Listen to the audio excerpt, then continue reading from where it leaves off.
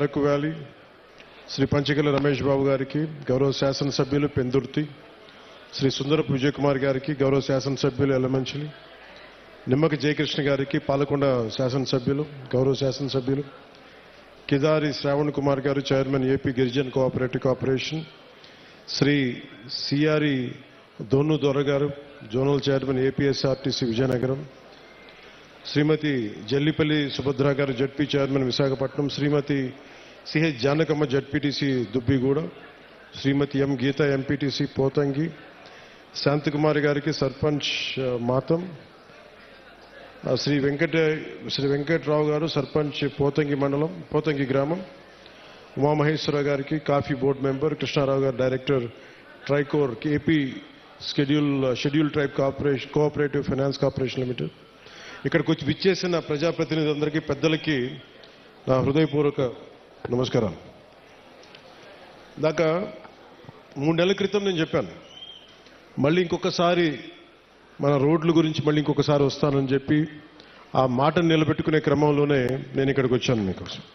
అంటే ఇది ప్రత్యేకించి ఈరోజు ఈ అడవి తల్లి బాట ఈ కార్యక్రమానికి చాలా సంవత్సరాలుగా ఎప్పుడు డోలీల్లో, ముఖ్యంగా మన అరకు, అల్లూరు సీతారామరాజు జిల్లా ఇలాంటి మన గిరిజన ప్రాంతాల్లో సరైన రహదారులు లేక ఇంకా డోలీల్లో కొంచెం ఇబ్బంది పడుతూ ఉంటారు. రహదారి సౌకర్యం లేదు, డోలీ మోతలు తప్పట్లేదు, గర్భిణీ స్త్రీలకు కానీ ఏదైనా కష్టాల్లో ఉన్నా, ఏదైనా ఎనీ అంటువ్యాధులు కలరా లాంటివి వచ్చినా కానీ ఇవన్నీ చూసి మనకి ప్రత్యేకంగా రోడ్లు ఉండాలి. ఆ 100-150 మంది జనం ఉన్నా కానీ, 500 మంది లోపు జనం ఉన్నా కానీ ముందు మనం రీచ్ అవ్వాలి, వాళ్ళకి రోడ్లు వేయాలి అనేది గౌరవ ప్రధానమంత్రి శ్రీ నరేంద్ర మోదీ గారు దీన్ని జన్మన్ కార్యక్రమం కింద తీసుకొచ్చారు. ఇది గ్రామీణ సడక్ యోజన కింద. ఇది రోడ్లు ఇబ్బంది పడుతున్నాం అని చెప్పి మనకు నిధులు లేని సమయంలో గత ప్రభుత్వం ఏం చేస్తుందో తెలుసు, ఆ నిధులన్నీ అడ్డగోలుగా వాడేస్తే రోడ్లు వేయలేకపోయారు. అలాంటి పరిస్థితుల్లో నేను గౌరవ ముఖ్యమంత్రి శ్రీ నారా చంద్రబాబు నాయుడు గారి దగ్గరికి వెళ్ళి, ముఖ్యంగా మన అల్లూరు సీతారామరాజు జిల్లా, అలాగే మన పార్వతీపురం మన్యం ప్రాంతం, వీటి గురించి మాట్లాడుతూ ఇక్కడ గిరిజన కుటుంబాలకు కానీ, గిరిజన సోదరులకు కానీ, కుటుంబాలకు చాలా ఇబ్బందులు ఉన్నాయి, రోడ్లు కావాలి. అప్పటికి ఇంకా మనకి సెంట్రల్ గవర్నమెంట్ ఫండ్ కూడా రిలీజ్ అవ్వలేదు. వెంటనే నేను అడిగిన ఒక 24 గంటల లోపు ఆయన ఒక 49 కోట్లు రాష్ట్ర ప్రభుత్వం నుంచి శాంక్షన్ చేసి అడవి తల్లి కార్యక్రమానికి శ్రీకారం చుట్టడానికి చాలా బలం ఇచ్చింది. సో మనస్ఫూర్తిగా గౌరవ ముఖ్యమంత్రి శ్రీ నారా చంద్రబాబు నాయుడు గారికి నా హృదయపూర్వక ధన్యవాదాలు తెలుపుకున్నాను. ఈ అడవి తల్లి బాట అంటే నేను దారిలో వస్తూ ఉంటే ఒక్కొక్క ఊర్లు ఎలా ఉన్నాయి అన్నీ చూసుకుంటూ ఉంటే, మన విశాఖపట్నం ఎయిర్పోర్ట్లోంచి దిగి మన అరకుకు వస్తూ ఉంటే చుట్టూతా కొండలు, లోయ ప్రాంతం, జీడి తోటలు, టేకు వృక్షాలకి అల్లుకున్న తీగలు, మధ్యలో నివాసాలు, రిసార్ట్లు, ఒకవైపేమో ఆకుల్ని రాలిపోతూ మూడి వరగిన వృక్షాలు ఒకవైపు కనిపిస్తూ ఉంటే, ఇంకోవైపు పచ్చదనంతో చిగురిస్తున్న వృక్షాలు, ఒకవైపు ఆకులు రాలే ఒకవైపు ఉంటే ఇంకోవైపు పచ్చదనంతో వసంతంతో చిగురిస్తున్న వృక్షాలు ఒకవైపు, రహదారికి 2 వైపులా. అలాగే ఒకవైపు పచ్చటి ఎట్లా ఉన్నాయంటే మన చెట్లు బలంగా రాళ్లకి, రోడ్డుకి ఇరువైపున రాళ్లకి చెట్లు తమ బలమైన వేళ్లతో రహదారికి ఇరువైపులా ఉన్న రాళ్ల మీద పట్టు బిగించి తమ ఉనికిని, బతికే హక్కుని చూపిస్తున్నాయి. అంటే అడవి తల్లి ఎంత బలమైందంటే, అడవిని నమ్ముకుంటే మనకి బొబ్బ పెడద్ది, నీడనిస్తుంది, ఆధారం ఇస్తుంది. అలాంటి అడవి తల్లికి ఏం చేయగలం అనేది గుర్తుకి ఈ పథకానికి అడవి తల్లి బాట అనే పేరు పెట్టాం. అంటే మనకి నాకు అడవి మీద అత్యంత అపారమైన గౌరవం, అపారమైన ప్రేమ, ప్రకృతి మీద అపారమైన ఇష్టం. అలాంటి అడవి తల్లి బిడ్డలకి మేము ఈ రోజున అడవి తల్లి బాటకు శ్రీకారం చుట్టాం. మనస్ఫూర్తిగా మీ అందరికీ ఈ ఇక్కడికి వచ్చినందుకు మీ అందరికి మరోమారు ధన్యవాదాలు తెలుపుకుంటా ఉన్నాను.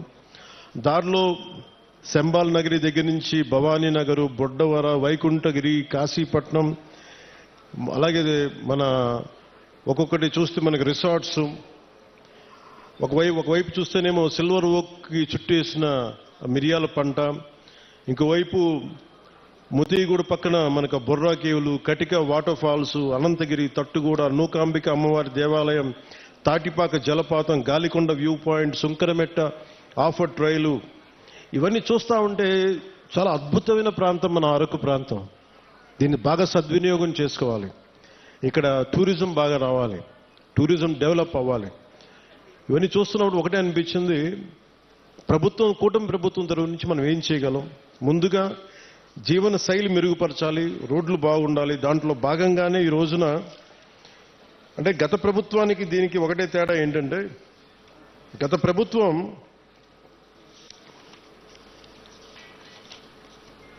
అంటే కూటమి ప్రభుత్వానికి గత ప్రభుత్వానికి తేడా ఏంటంటే, వాళ్ళు దాదాపు లెస్ దెన్ 90 కిలోమీటర్స్ వేశారు. 5 సంవత్సరాల కాలంలో కేవలం 90 కిలోమీటర్లే ఖర్చు పెట్టి 92 కోట్లు మాత్రమే ఖర్చు పెట్టారు 5 సంవత్సరాల కాలంలో. అదే కూటమి ప్రభుత్వం వచ్చిన సంవత్సరం లోపే ఇప్పటికీ మేము 1000-5000 కోట్లు పనులు మంజూరు చేశాం. ఇప్పటికీ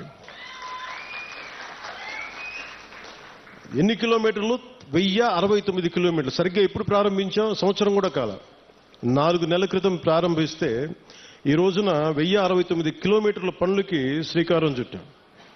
అంటే ఈ టెండర్స్ కూడా ఏదో ఇప్పుడు టెండర్స్ కూడా కాల్ ఫర్ చేశాం. ఇంకో వారం రోజుల్లో పనులు ప్రారంభమవుతాయి. ఏదో మాట్లాడి చెప్పి వెళ్ళిపోవటం కాదు, వారం రోజుల్లో పనులు ప్రారంభమవుతాయి.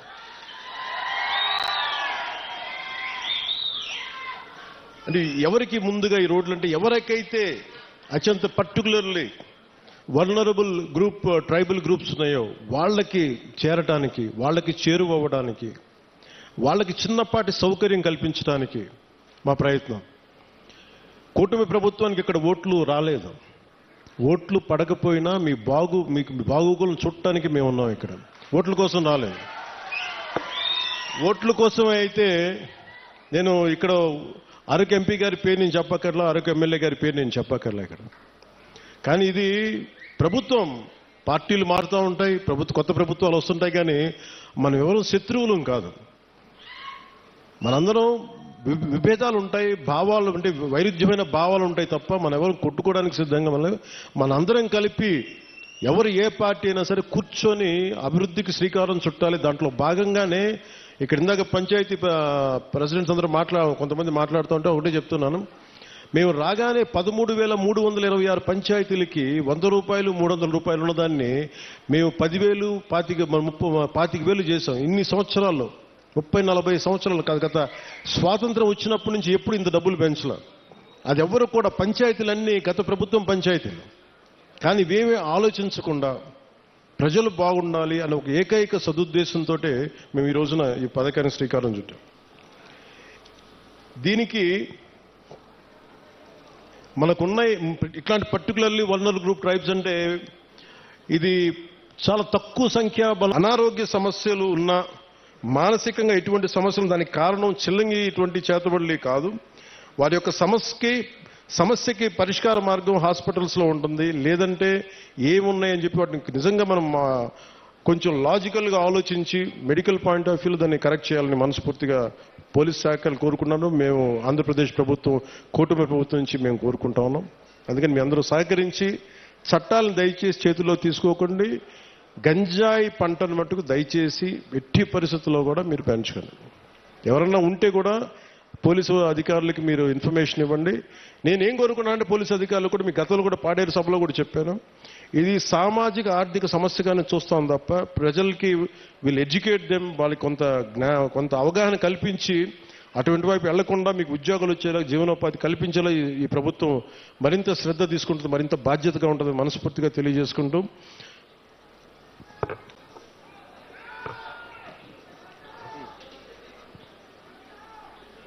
అలాగే అంటే మీతో మాట్లాడుతూ ఉంటే ప్రతి డిపార్ట్మెంట్ నాకు ఒక విజ్ఞాపన ఇస్తుంది, మీరు చెప్పండి మీ వాళ్ళందరికీ.